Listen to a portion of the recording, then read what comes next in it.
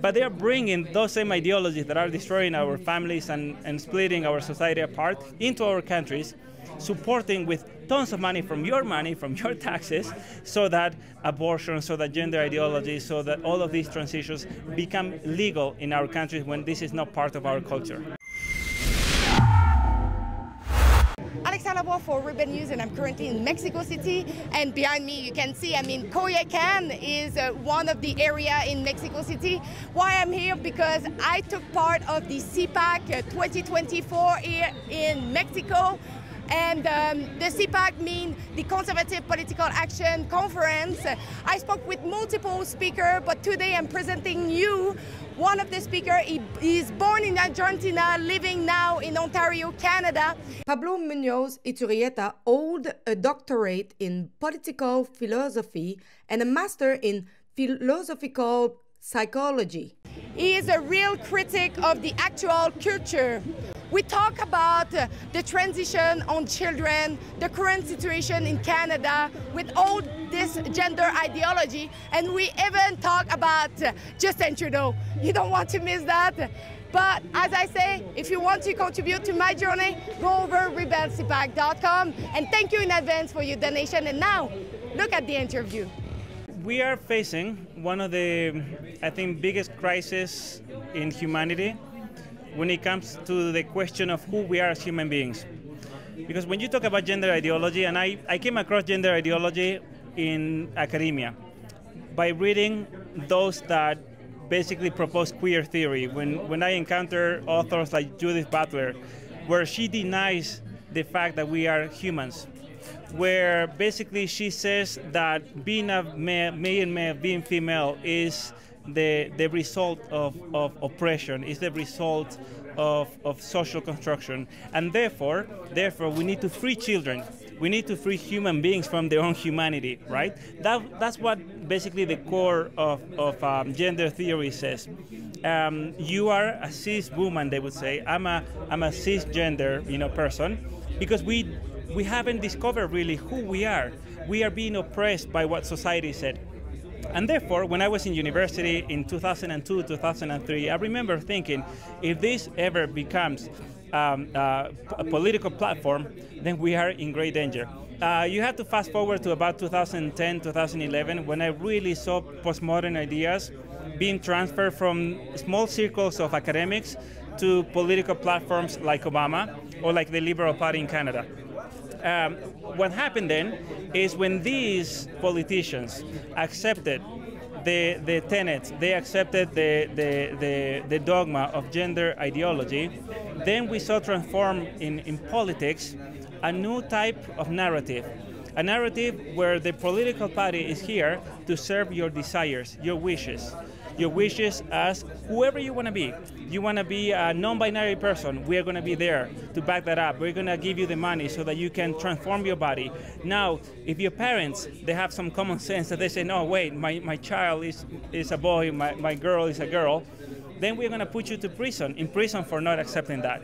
So now we are facing an ideology that is very destructive, that denies who we are as human beings, as male and female, as men and women, but also that has the support of all the globalist institutions of the United Nations, of the World Economic Forum, of the World Health Association, and of political parties like the case of the Liberal Party in Canada, for example. Mm-hmm. One of the main things that we were discussing a little bit previously, it was the fact that Justin Trudeau include in the Charter of Human Rights everything that's related with transgenderism. Example, the sport bodies go against transgender competing with women. Now they are actually against the law. Mm-hmm. So it's a real danger for women's spaces, and also for the future of children. Right. So I think if you look at the development of gender ideology in Canada, the foundation of that is declaring gender identity as a human right. Because once you declare self-perception, believing whatever you want to be is a human right, then from there everything else follows.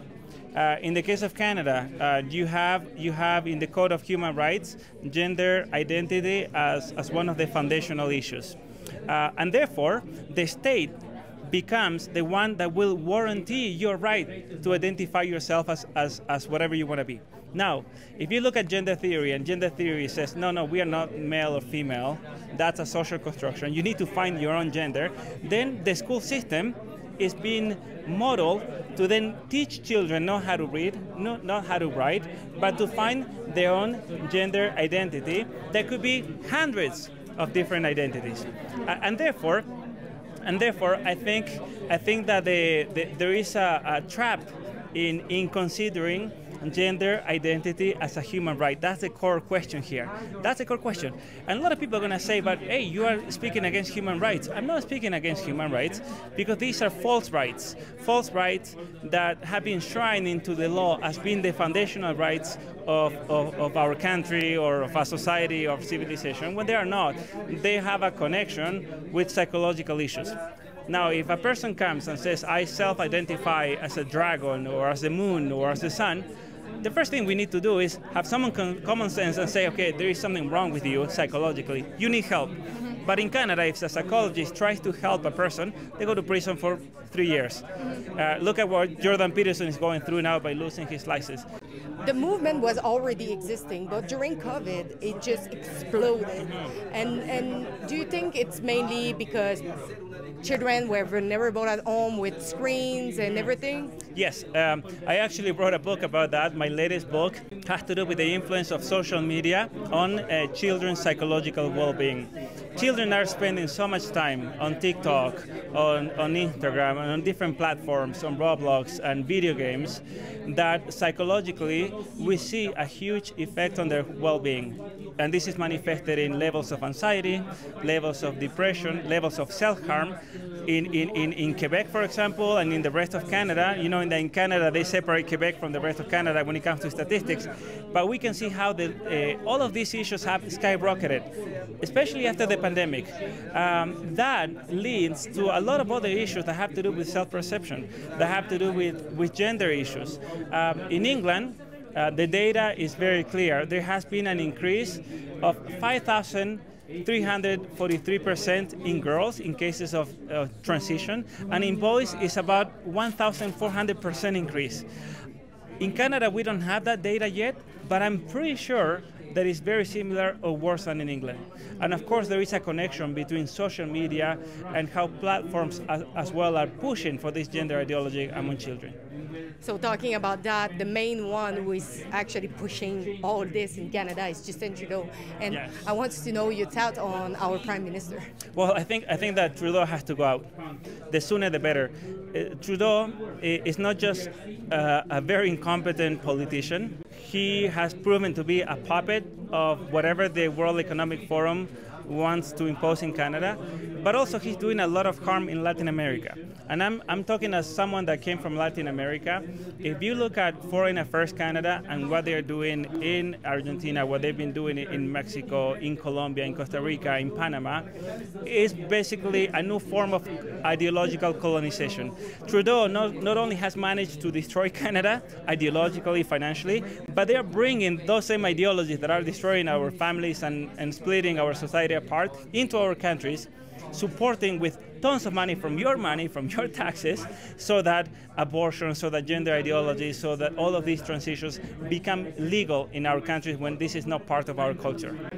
And now if we look at Javier Milei, that is the president of Argentina, we see a really big clash in between who is Justin Trudeau and who is Javier Milei. Do you think they like each other? Probably not. Well, look at that. Milei is going totally against all the policies that Trudeau has imposed in Argentina, in Canada. And there is a little history. Trudeau had a really good relationship with the previous presidents of Argentina. And the previous presidents of Argentina were totally in line with whatever Trudeau wanted to impose in Argentina by promoting gender ideology, by promoting feminist rights. And when I say feminism, I'm not saying the right of women to be who they are. I'm talking about abortion, euthanasia, and so many other ideological things. The presidents of Argentina got along with Trudeau, but then you have a Milei that first day in office, he said no more of gender ideology, no more of Ministry of Gender Diversity and Sexual Orientations. We have to remove gender ideology from education. No more drag queens or none of that crap in our schools. It's the opposite of what Trudeau is doing. So I'm pretty sure that when it comes to an ideological debate, they are in the total opposites, for sure. I've been sent here in Mexico City to cover the CPAC, the Conservative Political Action Conference. I came here because it was important for us to give the voice to those conservative leaders here in the Latin world. But of course, there were other speakers. But it's not cheap to travel all the way here, and I need your help because all of you, we can do all this. Thanks in advance to go over rebelcpac.com to chip in what you can and to watch my report, my hard work on the ground. So I repeat, rebelcpac.com, and thank you for donating, same if it's just $1.